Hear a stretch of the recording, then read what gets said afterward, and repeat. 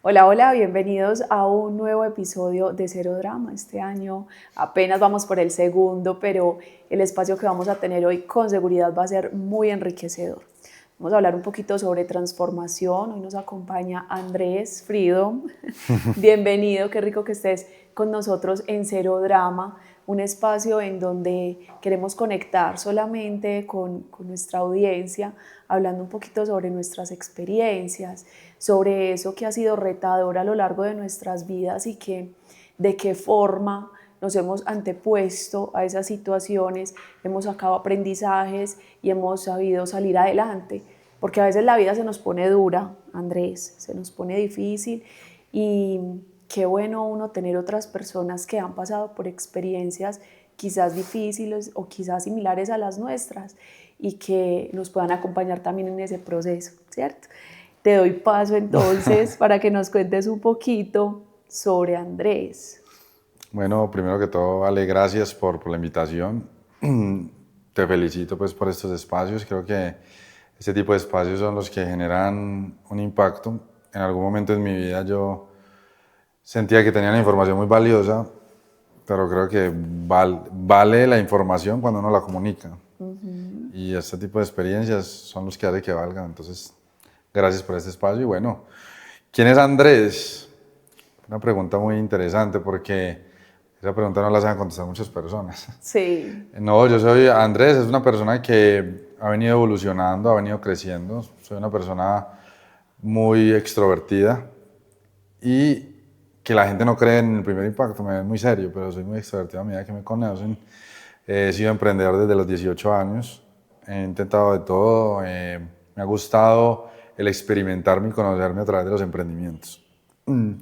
He estado en varias industrias, pero en la que más llevo y en la que más conecto es en la industria del fitness, en la industria del wellness como tal, que hoy tengo una empresa que pues la experimenta.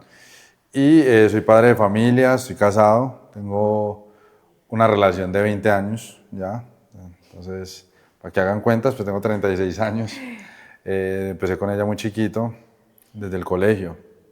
Okay. Y tuve una hija que ya en un mes cumple ya 5 años. Okay. Soy padre de familia, me gusta mucho el emprendimiento, me encanta, me ha hecho crecer mucho. Y bueno, tengo una relación que la vivo a través de la palabra que me encanta, que es libertad. Okay. Tengo una relación muy bonita y hemos crecido mucho juntos. Listo, eso como a grandes rasgos de quién es Andrés. Nos hablaste de fitness, Andrés, tan importante eso en la salud mental, porque a veces creemos que salud mental solamente es el cuidado de la mente y realmente va acompañado de un montón de cosas, va acompañada de la espiritualidad, va acompañada también del cuidado de la salud física, porque si tú no estás sano físicamente va a ser muy difícil que a nivel mental o a nivel emocional pues estés de una manera también equilibrada.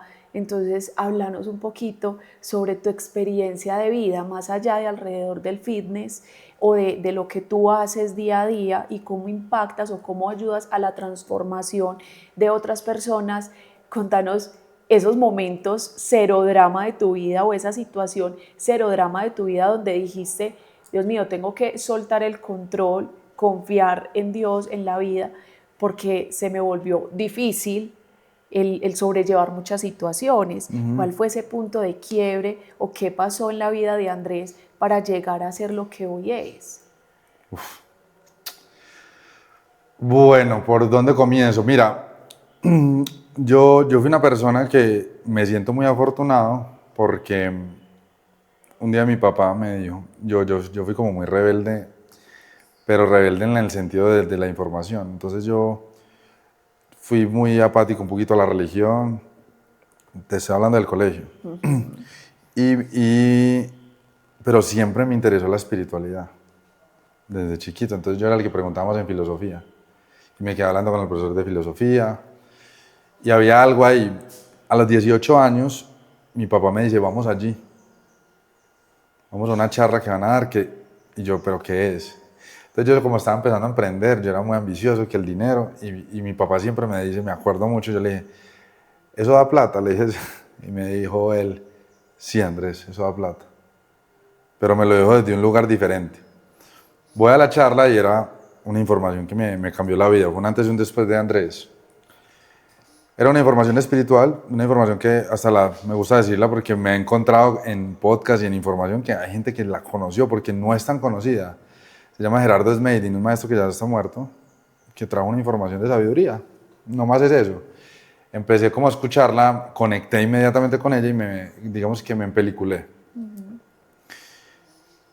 Yo empecé a tener mucha información y me conectaba mucho y fue pasando el tiempo y yo nunca sufría. Yo entonces le agradecía que tenía información y por eso no sufría.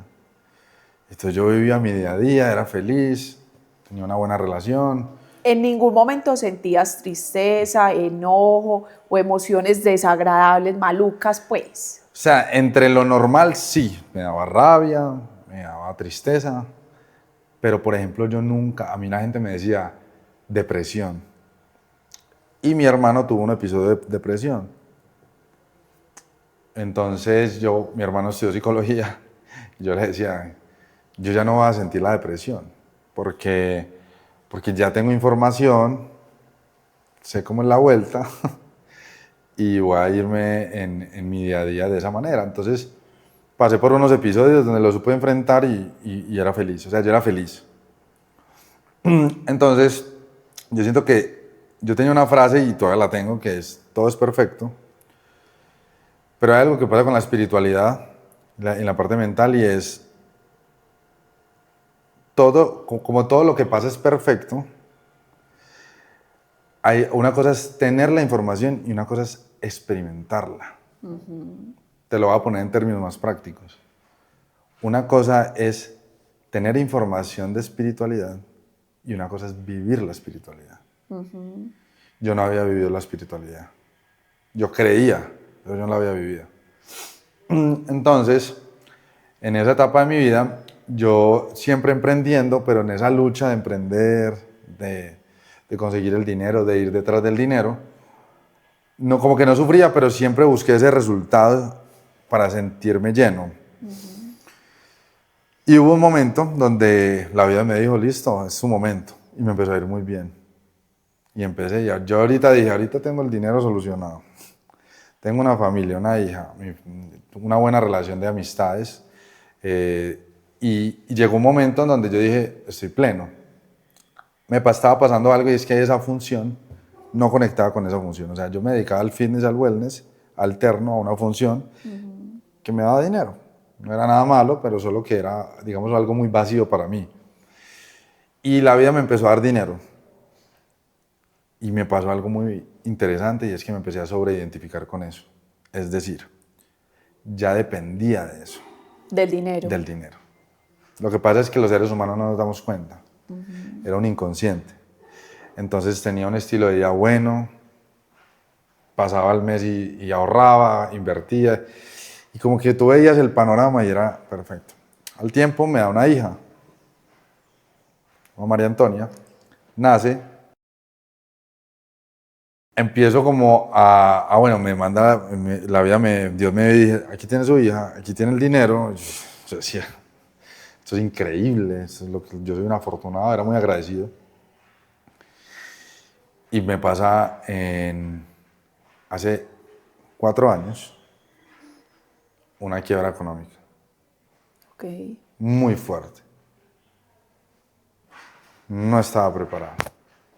Definitivamente no estaba preparado. Entonces, para que entiendas el concepto y por qué te cuento todo esto, es porque me empecé a sobreidentificar.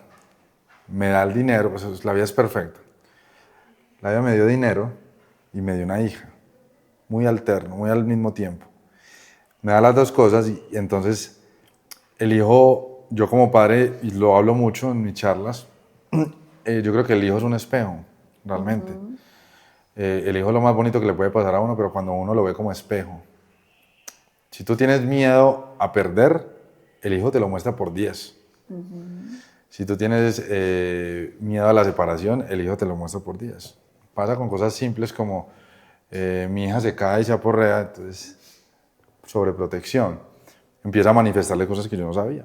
Claro, me di cuenta que estaba sobreidentificado con el dinero y al tener una hija me dio una depresión impresionante. Ay, esto de la vuelta. Claro, porque tu vida toda giraba en torno a ello, a la estabilidad económica, y cuando tú dices que te sentías pues como identificado, que todo giraba en torno a, yo creo que a todos nos pasa en algún momento de vivir en función de conseguir dinero. Lamentablemente la sociedad nos va imponiendo eso, que tú eres o tú vales por lo que tienes y no por lo que realmente eres. Y es muy triste y es muy doloroso porque a veces nos perdemos incluso de nosotros mismos, de nuestra esencia, de lo que somos, por conseguir. Y nos perdemos de las cosas valiosas o importantes. Yo no estoy queriendo decir que el dinero no sea importante, porque es necesario para una buena calidad de vida, el trabajo dignifica al ser humano, pero de qué manera nosotros nos estamos vinculando, nos estamos relacionando con el dinero, porque entonces si yo no tengo dinero, ya eso está afectando mi salud mental, entonces me da mal genio o me da ansiedad constante o me da depresión. Las preocupaciones por la falta de dinero, claro que existen, y más cuando se tiene una hija, y más cuando se tiene una familia, y más cuando hay que cumplir con responsabilidades, pero de qué forma yo lo estoy gestionando, de qué forma estoy manejando todas esas emociones que vienen detrás de. Yo creo que es entender que yo no lo necesito como necesidad, es una herramienta. Y es entender que yo ya tengo todo. Suena súper básico, pero hay que tener toda una vida para comprenderlo.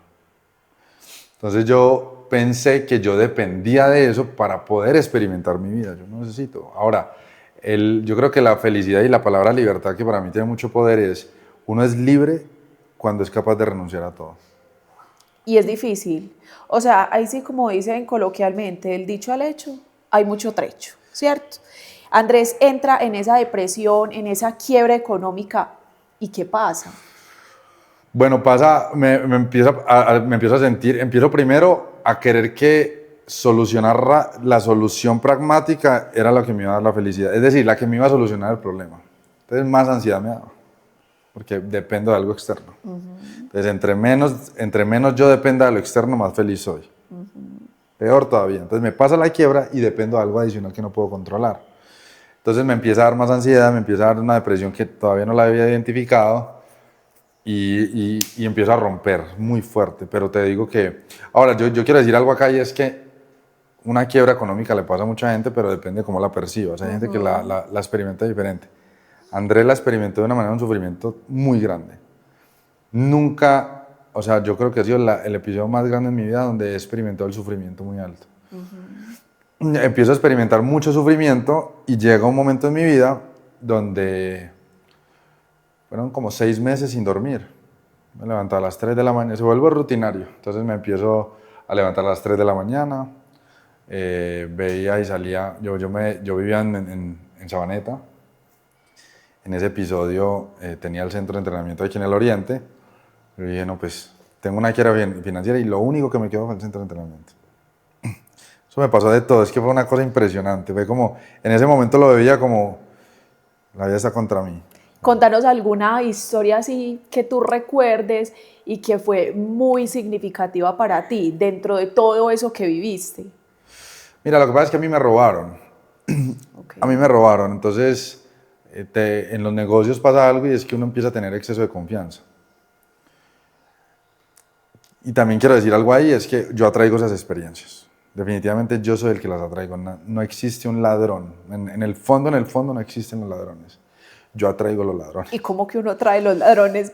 ¿Cómo? Esto es muy difícil de comprender, pero si yo en estos momentos estoy en carencia, yo busco negocios de negocios que me den alta rentabilidad, donde no genero una gestión de emociones, donde no gestiono algunas métricas que debo tener en cuenta para negocios y donde no tengo unos principios, donde solo me enfoco en el resultado. Entonces, le pasa a todos los empresarios, porque me rodeo de varios, y dicen, el peor error que uno puede cometer es solo preguntar la rentabilidad. Porque entonces, si la rentabilidad es el único indicador, pues entonces los otros indicadores, ¿dónde están? Okay. Entonces, ¿por qué digo que uno los atrae?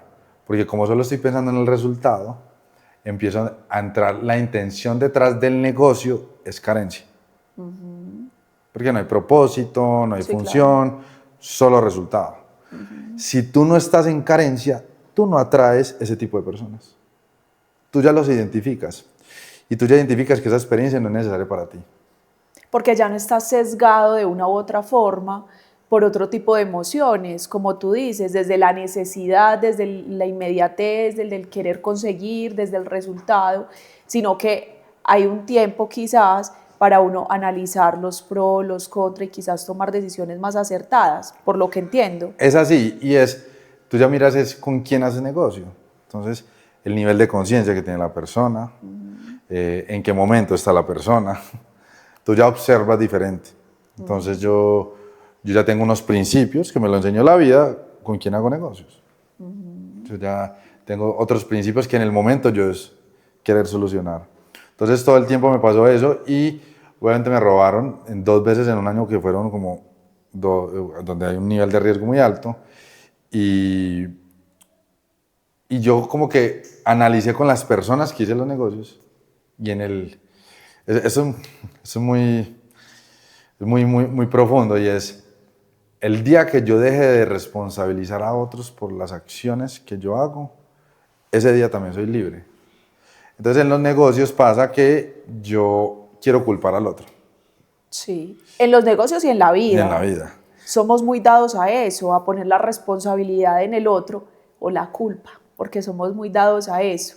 Para yo no sentirme mal ante ciertas decisiones que debo tomar, yo dejo en el otro esa culpa o esa responsabilidad, porque es más fácil decir, es que fue por ti, es que tú no hiciste, es que tú no dijiste, pero es que ¿cómo así? Yo hice lo que a mí me correspondía. Vale, y es muy interesante porque eso pasa todo el tiempo, pero es muy teso cuando te das cuenta que el problema en el que uno se mete, cuando se da cuenta que uno es el responsable, eso es otro juego. Porque entonces uno dice, o sea que la pérdida del negocio fue por mi responsabilidad. Y haga otra introspección ahí de todo y observe eso. Por eso es un trabajo todos los días de uno observarse. Entonces cuando a mí me pasaban 2 robos, entonces, ¿usted no aprendió? Me pasó el segundo. Y ahí fue la quiebra completa, donde rompo. Me voy al oriente y yo me levantaba todos los días a las 3 de la tarde. O sea, era una alarma, sudando. Miraba y era, ¿qué quieres? Le decía a Dios, ¿qué quieres conmigo? Era buscando culpables, en ese momento. Y hubo un día que me pasó algo muy particular que yo lo llamo la noche oscura. Todo el mundo quiere vivir la luz, pero nadie quiere pasar por la oscuridad. No se puede. Tú no puedes ver la luz sin la oscuridad. Entonces yo estaba viendo en la oscuridad.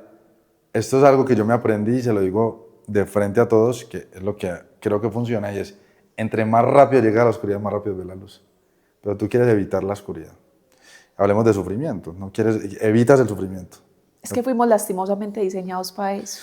Y estoy huyéndole al sufrimiento. Entonces hubo un momento, salgo a las 3 de la mañana, era como un deckcito que tenía, me acuerdo, y puse como una canción en Spotify, porque me salía con mucha ansiedad. Y la canción que estaba sonando me empezó como a hablar. Y empiezo a romper en llanto. Y en llanto, y en llanto, y en llanto, donde entendí que yo era el responsable. O sea, ese día me di cuenta. Ese día vi la muerte. Bueno, y ahí me adelanté con un pedazo, fue porque antes de acostarme, yo me quería morir. No sé si lo voy a hablar bien, pero eso me lo inventé yo, no en términos psicológicos. Pero yo como que determiné 3 etapas. La primera es sentir un vacío, pues 3 etapas de la depresión. La primera es sentir un vacío existencial, la segunda es quererse morir y la tercera es matarse. Yo me quería morir ya. Pero no de yo buscar matarme, sino sentía que si yo no vivía más, se solucionaba el problema. O sea, ya había una sensación de, no quiero. Entonces, me acuerdo que mi mamá me decía, se te nota el fuego apagado. O sea, me lo decía así, o sea, te veo a la cara y se te nota. No volví a sonreír, soy muy extrovertido, entonces no volví a contar chistes. Entonces yo, la noche anterior, me acuerdo, yo dije, "Ay, me quiero morir, me quiero morir". Entonces al otro día me levanto a las 3, pasa ese episodio, escucho la canción, que posiblemente no se le encontraría sentido, y empiezo a entrar en llanto. Me voy a donde mi hija, que estaba muy chiquita, y me empiezo a observarla. Y empiezo a pedirle perdón, y empiezo a pedirle perdón. Empiezo a llorar con una Magdalena, como que tenía algo reprimido, y empiezo a llorar y empiezo a pedirle perdón, y empiezo a pedirle perdón. Le doy un beso en la frente porque le dije, claro, cuando yo estaba en el problema solucionando, no me daba cuenta de la riqueza que tenía enfrente.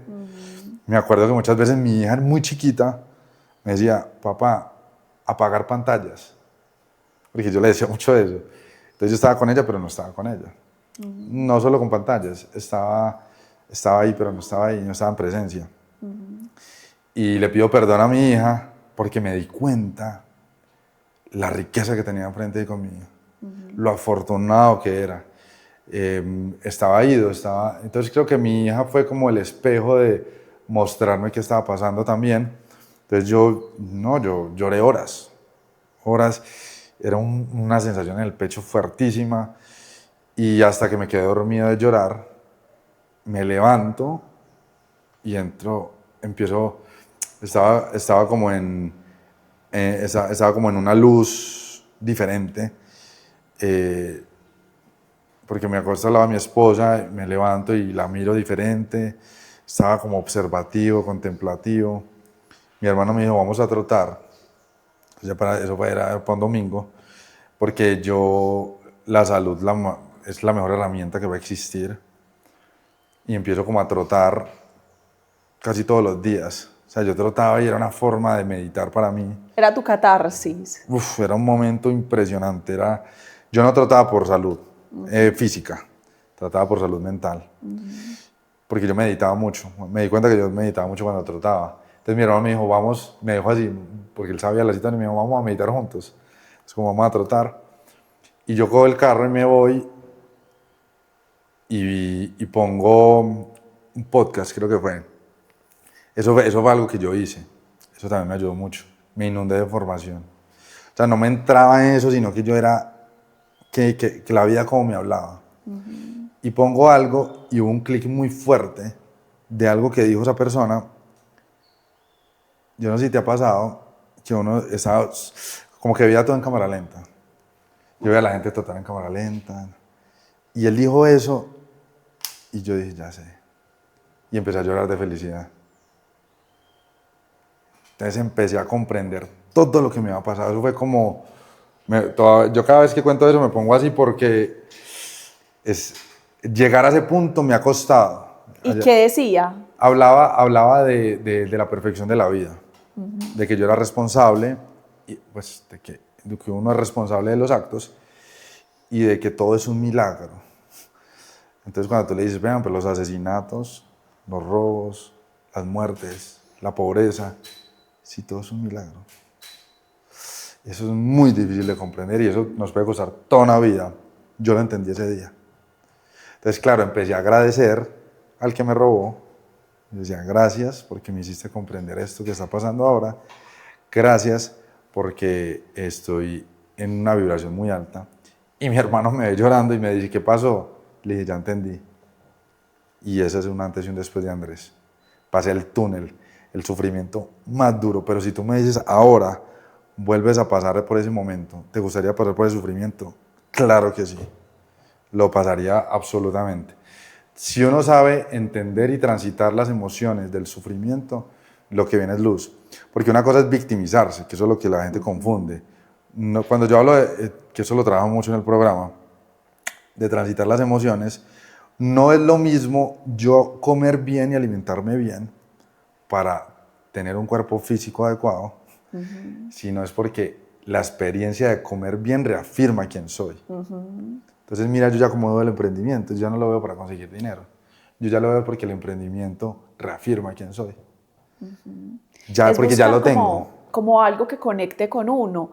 Lo que tú decías al principio, ya no estás buscando hacer negocios por un fin o por conseguir dinero, sino porque estás disfrutando tu proceso, lo estás viviendo. Además que dijiste algo muy importante sobre el sufrimiento. y es que lastimosamente nos enseñaron a evitar el sufrimiento. ¿Qué es lo que uno le dice a los niños lo primero que uno le dice a los niños cuando están llorando? No llores. No llore, sí. No estés triste. Terminando este episodio, Andrés, yo creo que ha sido muy valioso todo lo que nos dices porque nos enseñas o reafirmas más bien que las emociones desagradables son grandes maestras. Las mejores.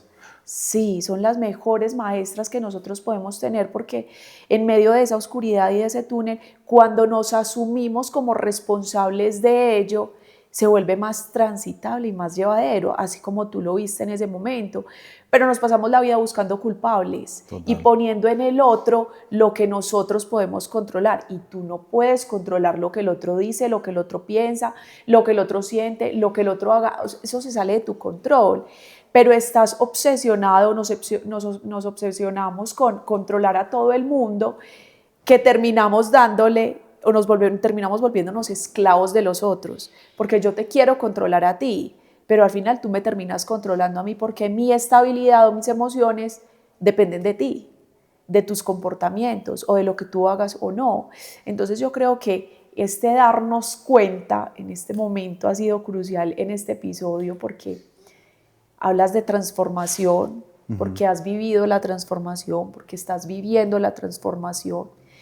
Y no quisiera, antes pues como de cerrar este episodio, todavía no nos vamos, que nos cuentes, después de ese darse cuenta y de ese despertar, ¿qué pasó con Andrés? O sea, claro, ya empezaste a vivir de una forma diferente, pero empezar de nuevo, retomar procesos o retomar proyectos, cuesta igual. Es una mentalidad diferente, claro, pero entonces, ¿cuál es el paso a seguir? ¿Qué hiciste? La gente siempre busca el final feliz, como que se acaba el cuento. Y eso me pasa mucho. Creamos un programa de transformación, pero yo creo que empezó a fluir todo cuando solté el resultado. Entonces yo, en mi discurso, los conflictos van a seguir llegando. O sea, no es que ya no me volví a llegar el conflicto llega. La diferencia es ya cómo lo manejo. Entonces, todos los días es una tarea. El dolor existe para algo y es un recordatorio, no es negativo. Entonces, si a ti te está doliendo el hombro por una lesión, es un recordatorio de que tienes que trabajar algo ahí. Entonces, la gente tiene como enemigo los dolores, las emociones o el sufrimiento por eso. Me empecé a dar cuenta de que la vida siguió pasando cosas, pero yo ya lo manejaba diferente. Solté el resultado. Esto está muy en contra de lo que dice en la vida y es las metas. Tiene que ponerse metas. Vale, yo solté las metas de mi vida. Las metas no sirven desde un estado emocional y espiritual muy elevado. Yo me proyecto y me enfoco 100%. Ojalá entendieran esto. Me enfoco 100% en el proceso. La meta, si lo quieres seguir llamando meta, yo lo llamo proyección, solo la tienes que mirar una vez. Entonces, cuando me pasa a mí ese después, pues claro, la vida, Dios me dijo, yo lo necesito acá. Todo esto que usted pasó, lo necesito es para esto. Sacamos un proyecto con mi hermano, me proyecto, ya sabía cuál es el camino. Es que el proyecto solo sirve para saber el camino, pero no sirve para obsesionarme. No importa si llega o no llega. Eso no importa. Si tú quieres ganarte $1 millón, el $1 millón te muestra el camino. El podcast que estás haciendo, si tú dices, quiero llegar a 10 millones de personas, por poner un número para algo cuantificable, ¿cuántos podcasts tienes que hacer? 1000. Me enfoco en hacer los 1000, pero definitivamente, pero de verdad, eso es tiene que ser muy genuino, muy sincero de soltar el resultado. Solté el resultado y me empecé a disfrutar del proceso. Y la verdad es que lo que pasa en la vida es que el resultado empieza a llegar, pero ya no lo esperas. Tan paradójico, ¿no? Ya no lo necesitas, pero es porque lo dejas de necesitar. ¿Qué pasa cuando necesitas un resultado? Te llega y después tienes insatisfacción porque piensas que ese era el objetivo. El resultado es una manera de manifestar quién eres. Te está diciendo en qué nivel de vida estás y qué vas necesitando. pero el resultado no es, porque es que cuando tú le pones metas es como si tuviera una llegada. Por eso no me gusta llamarlo metas, porque llegas y entonces ¿qué pasa? Tienes que ponerte otra. Entonces nunca estás satisfecho, hay una satisfacción constante. Y entonces yo aprendí a manejar a través del emprendimiento con mi hermano, que por eso se llama Freedom. Freedom es una palabra muy poderosa, que es libertad. Y yo esto lo aplico yo con mi pareja no tengo una prohibición. Vamos a estar juntos toda la vida, ¿no? Todos los días nos vamos a entregar la experiencia. Ya no necesito de ti, tú no necesitas de mí, somos un complemento, y si vamos a dejar de ser complemento, lo vamos a dejar de ser. Punto. Pero te voy a amar todos los días en el momento que lo pueda hacer. Aplica para mi hija es mi hija, pero en realidad no es mi hija. Yo no soy dueño de ella. Mi madre, mi familia, mi proyecto no es mío. Si un día la vida me dice no lo vas a tener más, qué rico, con qué voy a experimentar lo otro. Cuando empiezo a ver la vida de esa manera, empiezo a saber a transitarlo. Porque entre menos, yo me vine al podcast y qué bonito no es esperar nada. Qué bonito que se dé esta conversación.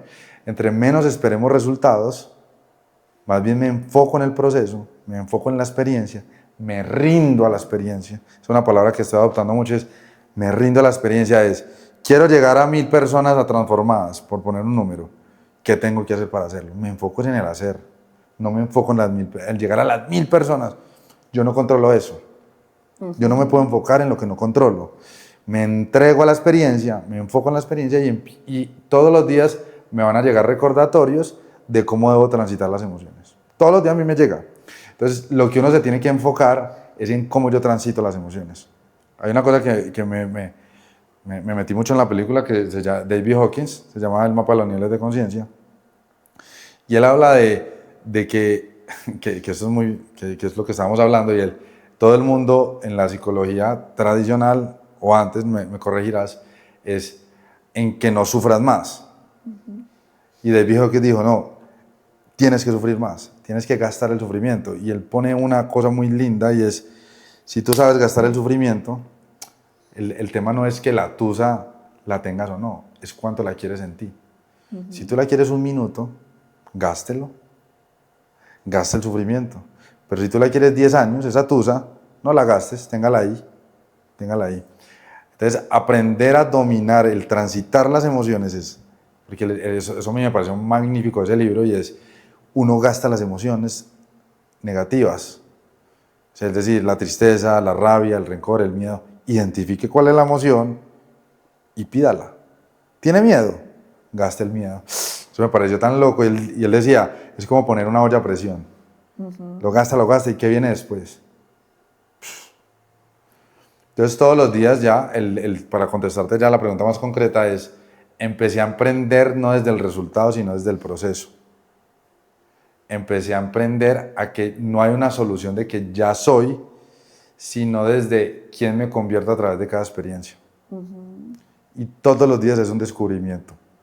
¿Qué debo amar? El proceso y cada experiencia que reafirma de mí. Entonces yo no voy al gimnasio, eso lo digo a todos los asesorados de nosotros, yo no voy al gimnasio por un cuerpo físico. El gimnasio es reafirmar quién soy a través de esa experiencia, porque reafirma quién soy y el resultado se vuelve una consecuencia natural y espontánea. Sabes que desde la psicología tiene mucha coherencia, porque cuando vivimos con miedo, vivimos como con cierta represión constante.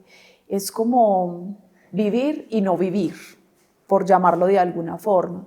Y cuando tú hablas de las experiencias, de vivir un día a la vez, de vivir ese proceso, yo creo que es muy poderosa esa invitación, Andrés, porque finalmente de eso se trata, no de estar obsesionados con eso que nosotros queremos en algún momento o que la sociedad nos ha impuesto, que para ser exitosos debemos tener un montón, sino más bien como irnos viviendo el día a la vez y disfrutando todo eso que nosotros estamos proyectados a hacer. Me gusta mucho la palabra proyección más que meta, porque cuando hablamos de meta es sí o sí el tener que llegar allá. Cuando hablamos de proyección, no. Y a nivel psicológico eso tiene su impacto. Claro. Es la forma también como nosotros nos hablamos. Es diferente si tú todos los días te dices, tengo que madrugar a entrenar, tengo que madrugar a entrenar. Pero si al otro día no te levantas a entrenar, llega la culpa. Ay, yo no me levanté a entrenar, yo dije que tenía que entrenar. Pero si tú cambias el tengo por el si realmente yo quisiera, yo podría levantarme a entrenar.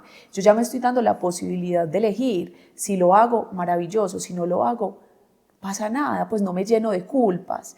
Pero entonces en este descubrir, en este transitar, en este proyectarnos, yo creo que enhorabuena llegas a este episodio, porque sé que a nivel social estamos pasando por situaciones difíciles. Yo creo que no es un secreto que el tema de salud mental está desbordado. Nos dicen que después de pandemia, pero en lo personal yo creo que la pandemia lo que hizo fue poner en evidencia dificultades de salud mental que ya veníamos experimentando hace muchos años, pero que no habíamos tenido quizás el valor de expresar o de levantar la mano.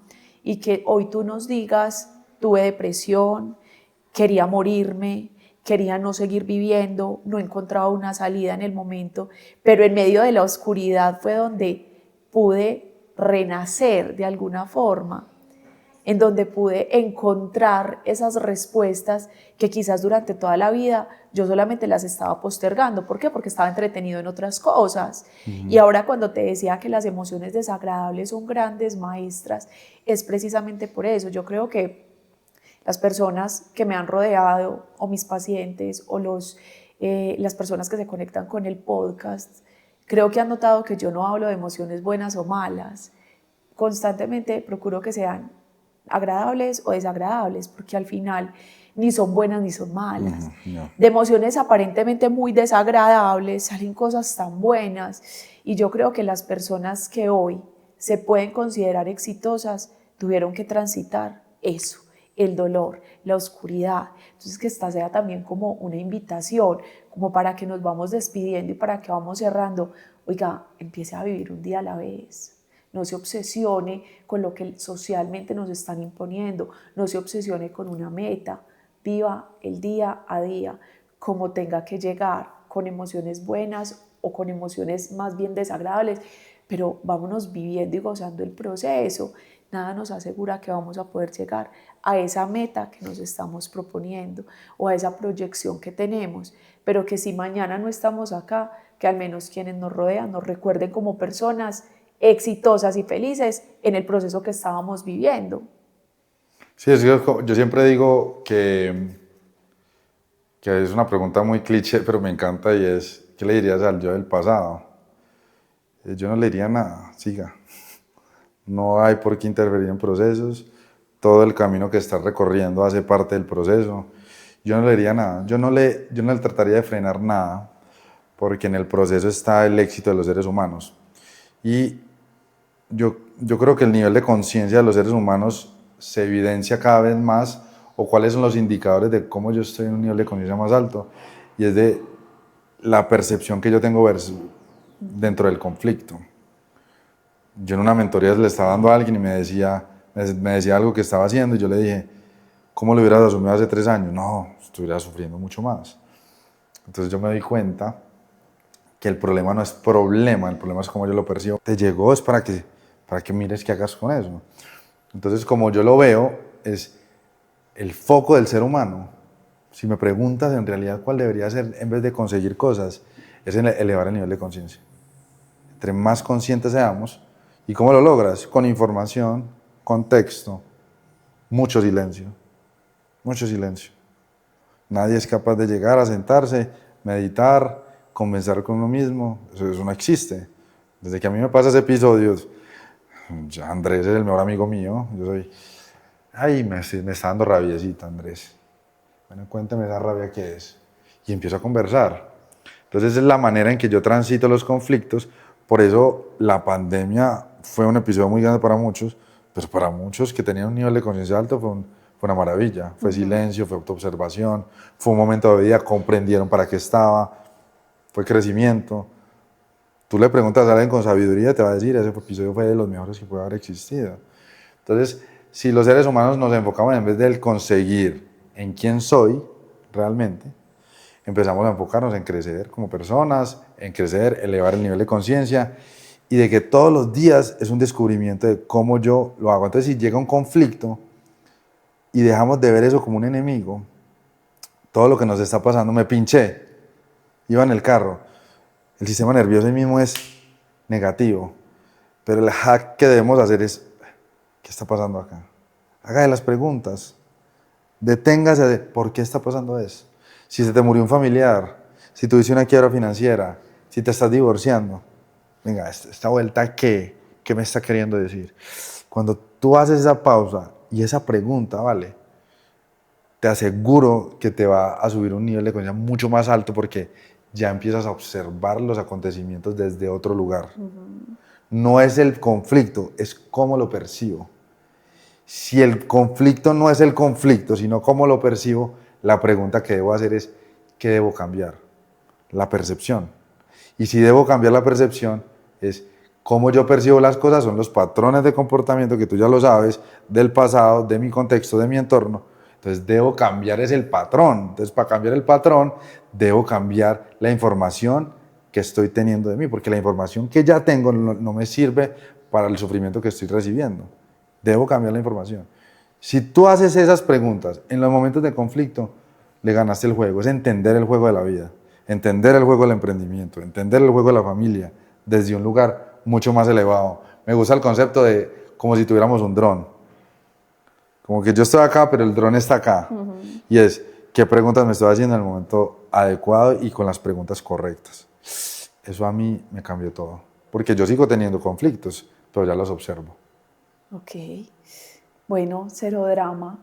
Así nos vamos despidiendo de este episodio, el segundo del año, que esperamos con todo el amor del mundo que puedan adquirir como esas herramientas o ese empujoncito que a veces necesitamos para tomar decisiones diferentes. Andrés, muchísimas gracias por estar con nosotros en este episodio, muy valioso. Hablamos de transformación a grandes rasgos. Sé que hay mucha tela por cortar, como dicen las abuelas, y seguramente vamos a tener otro espacio con Andrés para adentrarnos un poquito más en lo que es la transformación. Despídete entonces de nuestra audiencia. No, vale, muchas gracias por la invitación. Creo que parte de lo que yo siento que me pasó en mi vida es para esto. Yo antes me guardaba la información hace 5 años.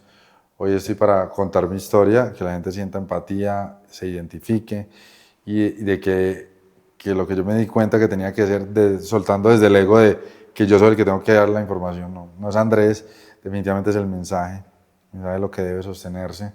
Un mentor me dijo, mate el ídolo, no tenga ídolos, idolatre el mensaje más bien.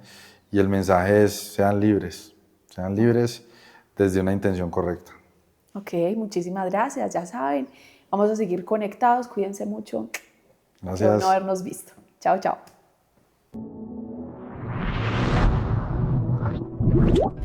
Sit quietly,